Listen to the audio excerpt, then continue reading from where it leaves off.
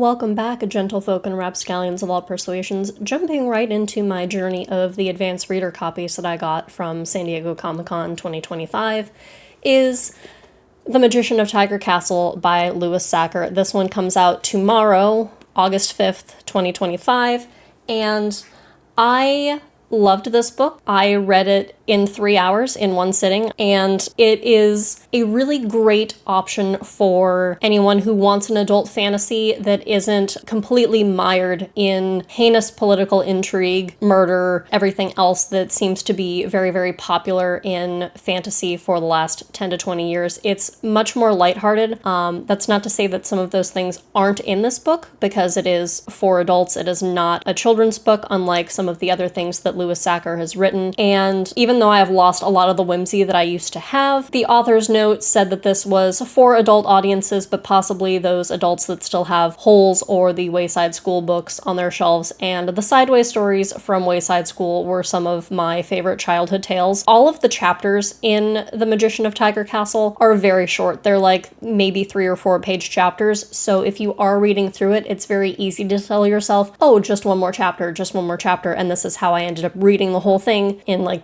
2.5 or 3 hours. This is also one of the few books that I've encountered that very much sticks the landing after I have that feeling where I'm 30 pages from the end and I'm like, oh my god, how's this gonna end? Pretty sure this is a standalone. I don't think this is a series. How is this gonna turn out?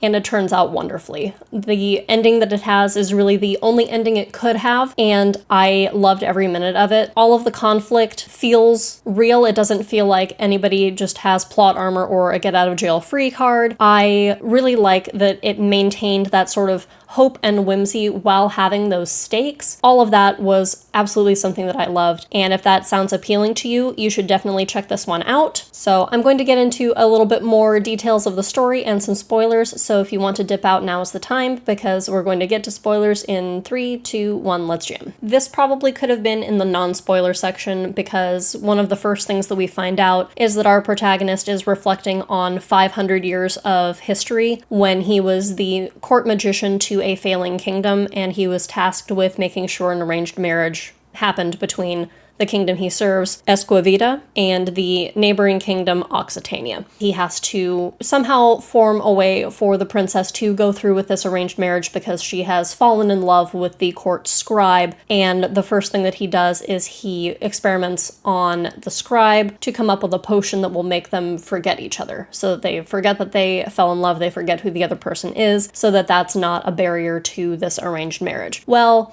then he becomes sort of friends with this scribe, and I like the back and forth that they have, and the way that he approaches his magic and his science, his art, has that like wizard, laboratory, alchemy, like mad scientist kind of thing, but he's the court alchemist, the court magician. Over the course of that experimentation, there's a couple of flashbacks to when the princess was younger and would come and just be in his laboratory looking at his mice and rats that he had as his test subjects, and he reveals that he has come up with an anti-aging potion, and there's this one rat named Luigi who's about 7 years old, and this is much longer than a rat should live, and he hints that he is under the effects of this anti-aging potion based on the beginning of the book, where he says that he can't appreciate the nuances of tea anymore and he has to drink coffee instead, because the older that he's gotten, the more that his sense of taste has diminished. And one of the things that he should have experimented on with Luigi was his sense of taste and all of that, because while his stamina and physical properties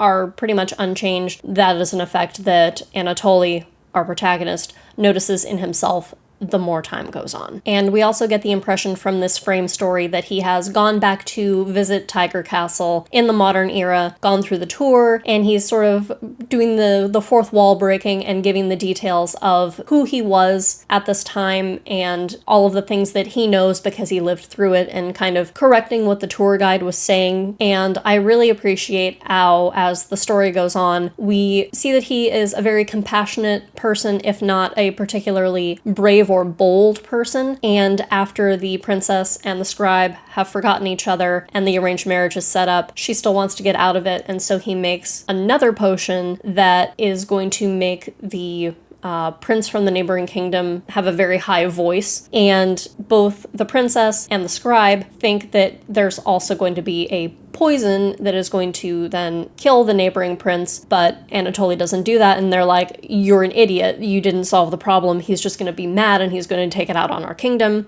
So then the princess vows that she's going to take care of that on her wedding night.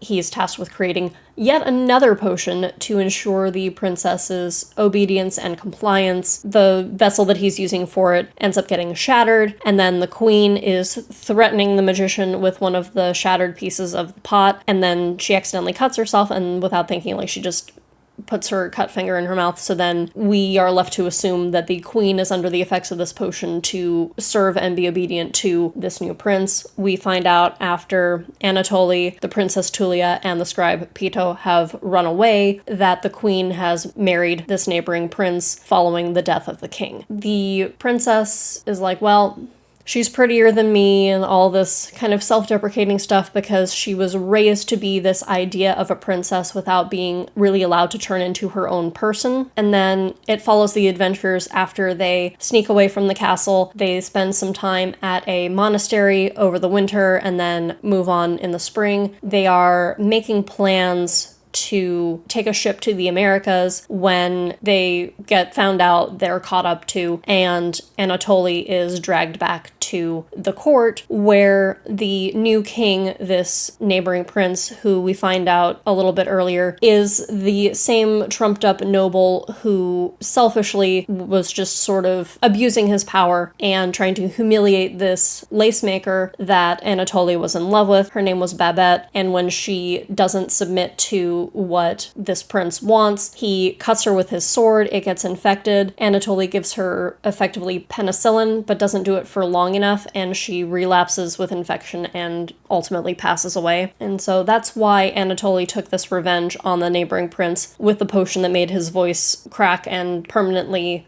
childish and high. And then the prince tries to get this ultimate victory over Anatoly by bringing him back, giving him this elaborate feast, and insisting, this isn't even a special meal, this is just how I live every day, and then offers him tea, and they both drink it, and it's the anti-aging potion, and what the king was trying to do is prove to Anatoly that I'm going to live forever in this luxury, and you are going to live forever in my dungeon. He ends up being there for a little under 100 years, and then he's released. And the book ends with him sitting in this outdoor cafe, finishing his espresso, finishing his croissant, and taking a little piece of the croissant and putting it in his hoodie pocket for Luigi, who has been with him for the last 500 years. And I absolutely love the ending to the book because it's bittersweet. Because you know that he didn't want to live forever. Like, if he had wanted to, he would have taken the anti-aging potion on his own at any time. But faced with an eternity, he at least has this animal companion with him. And it's just so sweet. And so that's why I loved this book. I loved it because the ending brought everything together. And I think that anybody else who likes that is going to like it too. So if you made it all the way here and you have the whole story already, but you still want to read it, I absolutely recommend it. And next up on my list, second of the 8 advanced reader copies I got at Comic-Con, is going to be The Executioners 3 by Susan Dennard. This one comes out at the end of August 26th. So keep an eye out. I will be reading and reviewing this one as well.